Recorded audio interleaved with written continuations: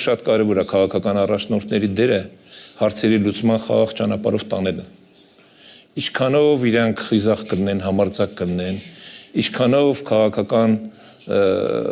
ժամանակավոր խնդիրները մի կողմ կդնեն եւ կնայեն ավելի ռազմավարական ապագայի խնդիրներին, սրանով պայմանավորված կլինի տվյալ երկրի հաջողությունները։ Փառք Աստծո, մեր երկու երկրի ղեկավարները ընտրել են այս ճանապարհը, երկրորդը եւ խաղաղությունը, ապագան մարդկանց բարեկեցիկ կյանքով ապահովել հնարավորությունը գերադասել են մնացած ամեն ինչից։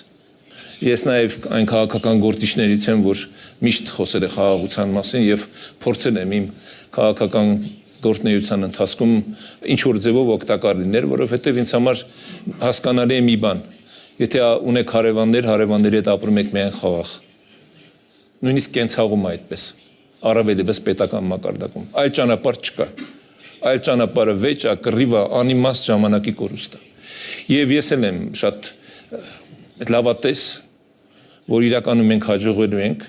եւ ունենալու ենք համատեղ նաեւ տնտեսական, մշակութային ծրագրեր, մենք հնարավորություն ենք ունենալու նաեւ արդեն կան նախադեպեր, երբ որ մեր հասարակական սեկտորի ներկայացուցիչները հանդիպում են, դա շարունակականություն է ունենալու, հաջորդը կլինի բիզնես շրջանակների հանդիպում։ Արդեն տեսեք Երևանում մարդիկ գնում են ադրբեջանական վարելիք եւ մեքենաներ են վարում։ Տարիներ առաջ երբ որ դրա մասին խոսեիք, ինչ որ ճշտամական վերաբերմունք այլ կերպ ընդունվեր։ Բայց սա այն իրականությունն է, որում հիմա մենք ապրում ենք։ Ինչ վերաբերում է խնդիրներին աշխարհի, իհարկե մենք հիմա ապրում ենք շատ տուրբուլենտ ժամանակաշրջանում։ Կովիդից հետո շատ բան է փոխվել եւ հիմա արդեն աշխարհի քաղաքական քարտեզում շատ փոփոխություններ են տեղի ունենում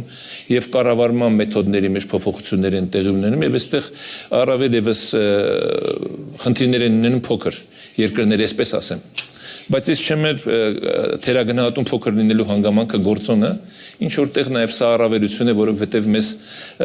հնարավորություն է տալիս ինքնուրույն գործել, ինքնուրույն որոշումներ ընդունել եւ այդ որոշումները իրականություն դարձնել։ Կարող է զարմանալի թվա շատերին, մեծերի ազդեցությունը, բայց գիտեք, մեծերն էլ ունեն իրենց մեծ խնդիրները։ Մենք պետք է չմտնենք այդ մեծ խնդիրների մեջ։ Մենք մեր երկրի շահերից ելնելով մեր քայլերը պետք է անենք։ Ես խորհուրդ չեմ տալիս ոչ մեկին, եթե առավել եւս հարցնող չկա։ Ես տեսակետ եմ հայտնում եւ գտնում, եթե իսկապես երկիրը ունի ռազմավարություն, երկիրը ունի իր ապագայի նկատմամբ հստակ դիրքորոշում եւ նաեւ այդ քայլերի իրականացման մեխանիզմներ, ուրեմն իսկապես կարող ենք մենք այս բարդ իրավիճակներից դուրս գալ։ Ես չեմ բարձրացնում խնդիրը, բայց չեմ ուզում նաեւ ավելի բարդեցնել եւ ավելի գունավորել եւ դարձնել այնպես ապոկալիպտ իրավիճակ, որ անլուծելի մի հատ իրավիճակում ենք հայտնվել, երբ որ աշխարհը քանդվում է, չէ՞։ Ավելի վատ վիճակում է եղել աշխարհը։ Աշխարհը շատ ավելի վատ իրավիճակներ է տեսել։ Մարդկային զոհեր միլիոնավոր եւ այլն, բայց իրավիճակից դուրս ենք եկել։ Նույն Եվրոմիության այսօրվա գոյությունը պայմանավորված է երկրորդ համաշխարհային պատերազմից հետո ճանապարհների փրկրկով։ Ընդամենը 12 տարի հետո այդ արդեն համաձայնագիրը կնքվեց։ Եվ սա նշանակում է, որ հավերժ թշնամիներ հասկացողություններ չկան։ Միգուցե կան հավերժ շահեր, որ ընդունելի է, քաղաքականության մեջ այդպես են ասում։ Մենք պետք է այդ հավերժ շահերը կապենք մեր բարեկեցության հետ, մեր երկրի տնտեսական զարգացման հետ, մեր հարևանների հետ բարեդրացական եւ իսկապես խաղաղ ջերմ հարաբերություններ ունենալու։ Նույնը վերաբերում է Թուրքիային։ Մենք ունենք Թուրքիա հարևան, ուրեմն պետք է հարևանություն անենք, սահմանները բացենք։ Իրանին է վերաբերում, Վրաստանին է վերաբերում, ես կոնկրետ Հայաստանի օրինակներն եմ բերում։ Կան